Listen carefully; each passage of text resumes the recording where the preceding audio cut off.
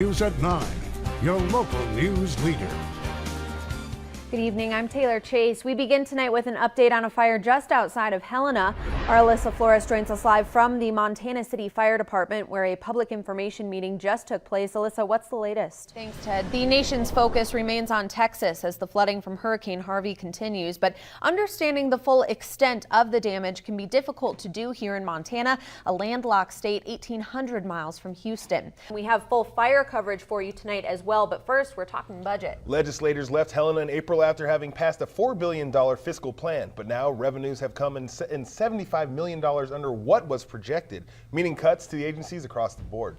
Alyssa Flores is live from the state capitol with the latest. And Alyssa, you were in on a meeting with the governor's budget director today. Why was the estimated revenue so far off, and where will we see these cuts? Now the latest developments in the July fire. It once threatened evacuations for the town of Zortman, but it has now mandated evacuations for the nearby town of Landusky. And the fourth case of Zika virus in Montana is confirmed in Billings today. Hurricane Matthew is working its way up the Florida coast, and as the storm picks up, we reached out to some familiar faces we know in the area. New reports are showing the U.S. is facing a teacher shortage crisis, and it could get worse, according to the learning policy. And welcome back. We are live at the 33rd annual Christmas stroll. I'm here with Taylor Chase. We're having a good time. We are bundled up though. I mean, head to toe. We're freezing. What you can't see are the hand warmers that we have under our gloves. Well, you don't even, oh my gosh, you don't have gloves. I'm so sorry. Okay, but really what I want to talk about tonight, this is a great opportunity for friends, family, everyone in the community to get together. And it's also a really good reminder of what we're so lucky to have here in Great Falls with the great people, the great town. And one woman here in Great Falls is really showing those true colors. She has dedicated her life to giving back to those less fortunate, even after overcoming so many things herself. So let's take a look. Now, if you're thinking of donating your money to help fire efforts here in Montana, or even for Hurricane Harvey victims in Texas, the Better Business Bureau has some tips so that you don't fall victim to a scam. Earlier today, we spoke with BBB Marketplace Director Dan Bukta, and he says that you should do your research before donating. If someone shows up at your door asking for money, don't feel pressured to hand over your cash right then and there. Instead, you can go online and donate to reputable organizations like the American Red Cross. Bukta says you should also have your guard up when it comes to GoFundMe sites. They don't really have a thorough vetting process. They do have some measures in place, but they don't really vet the charities thoroughly, and anybody can go up there, anybody can start a fundraising campaign, and there's a good chance that a lot of those are scams. And finally, you can also report a scam or check for scams in your area by heading over to the BBB's website.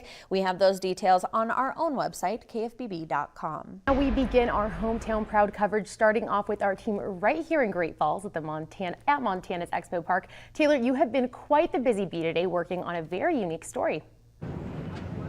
Yeah, that's right, Alyssa. It's a unique story because, in a way, it's actually about us in the television industry and how one man here in Great Falls made it possible for things like this to happen, for us to go live from the fair with nothing but a backpack. Take a look. About 10 years ago, David Odie was doing this. Hello, welcome. And training over 10,000 broadcasters in over 900 locations how to make the transition from analog to digital. It wasn't an easy transition. People in the industry were very concerned that this technology was going to change practically overnight, and the live truck operators would go home on a Friday, come back on a Monday, and the engineers would have made the change over the weekend, and these people wouldn't know how to do their job. But even though that transition was ultimately successful, OT knew this new technology wouldn't last long. The very same technologies that made digital television possible are now making it obsolete. It's true. During that training, Odie was teaching people how to use live trucks like this one. Then, just a few years ago, KFBB parked the old truck and started using backpacks. And today, we can reach just as many people using our phones. Yet despite dedicating years of his career to this now obsolete technology, Odie is optimistic that what's truly important will remain a priority. I think what's important for people to understand is the power of story. I mean, a generation or more ago, people would gather around the TV, well, first the radio, and then later the TV set, to hear their stories. You know, to hear on the radio the stories of Fibber McGee and Molly, and then to hear and to see on television stories of I Love Lucy.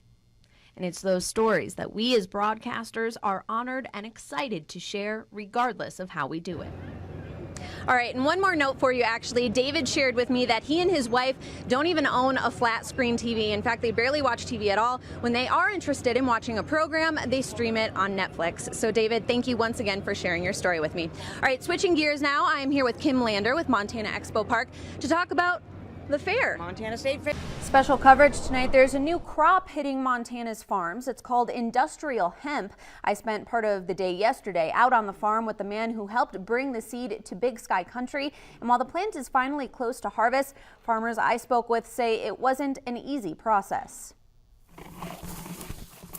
It has taken 17 years to finally get our first crop in the ground.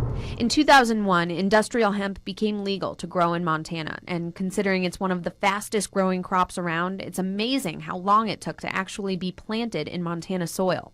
You know, we have about 600 miles that we share with our Canadian neighbors, and they're making good money on their industrial hemp, whereas Montana's making not one penny. The new industry is thanks to this guy, Chris Christians, who, although it's been 17 years, continues to lobby for Montana farmers. As a matter of fact, he's so busy, the only time I could get an interview with him was on the road. See you in a bit. Oh, Chris, he said, this bill goes way too far. He said, you'll never get this passed. But Senate Bill 261 did pass with 0 amendments, and Chris says the possibilities for industrial hemp uses are almost endless. Bedding plant, road building, bridge decks, all cosmetics, some great stains and paint. And that list goes on. So why did it take Montana so long to get in the game? Chris says it's misconceptions over its cannabinoid status. According to the North American Industrial Hemp Council, industrial hemp has a THC content of between 0.05 and 1%. So you could smoke a truck load and get sick before you ever got any feeling of marijuana from it. Chad Doheny is a pulse crop farmer just north of Dutton, and he went so far as to get the license to grow industrial hemp, but decided at the last minute the risks were too great.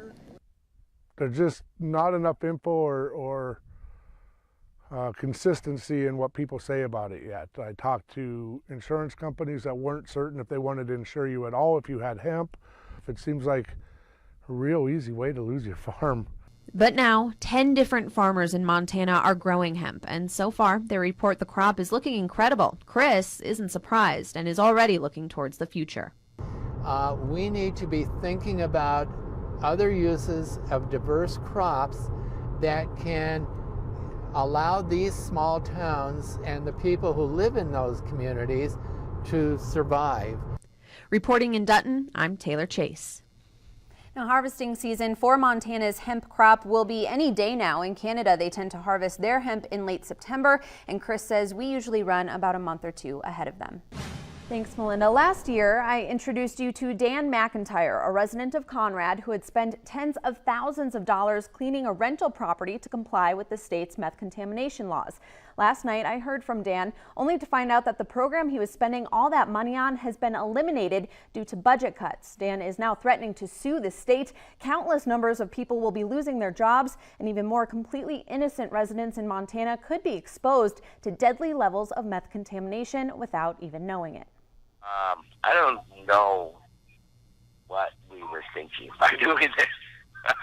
That seems to be the general consensus among those impacted by cutting the meth cleanup program. Lee Yellen of Water Rights Incorporated out of Missoula is one of the DEQ's qualified contractors to clean up meth lab sites, and right now that's about 50% of his business. I have 4 full-time employees that I'm going to have to let them know that they better start looking for work. Yellen says during a phone call with the DEQ this week, he was told that the cut is in an effort to save about $100,000. Meanwhile, state employees in the meth cleanup department won't lose their jobs. They'll simply be transferred to the asbestos department. And I asked her, are you kidding me? We're going to shut down this entire program for $100,000, and these people are still going to work anyway. She said, yep. Yellen says that $100,000 savings won't even come close to the amount of unemployment the state will have to start paying for all of the jobs lost. I reached out to the DEQ. Christy Pinozzo, Public Policy Director, confirmed the amount is about $135,000, but said there's not a direct correlation between funds saved in the DEQ and funds potentially used to pay unemployment. But the ones that are really going to be harmed, I think, are the unsuspecting people that now rent or buy a meth-contaminated property, and the real estate agent is going to be held liable, even though they're not even going to be able to collect the data to find out whether the property is listed or not. As of today, those real estate agents, unsuspecting residents, landlords, contractors are all left with no instruction on what comes next. So we still have a law that says you got to do this, but there's no program and there's no enforcement. So is the state then violating its own statutes? Pinozzo tells me as a result of the cut, state laws will now literally have to be changed to fit with the now eliminated program. In the meantime, Yellen says the only thing you can do to protect yourself is to test your home for methamphetamine with a store-bought kit. All right, now to clear up some of the misconceptions around this cut, it is not in response to the governor's recent request for a 10% spending reduction. That cut in their budget has yet to happen. By removing the meth program, Pinozzo tells me this will help the DEQ fulfill the already required cuts of 5%, which is part of a routine budgeting process. So why this program? Pinozzo says it was the only department in the DEQ that is completely funded by the state general fund, and there were no fee revenues or federal funding to help support it. If and when Dan McIntyre decides to file that class action lawsuit, we'll be your first source for the information.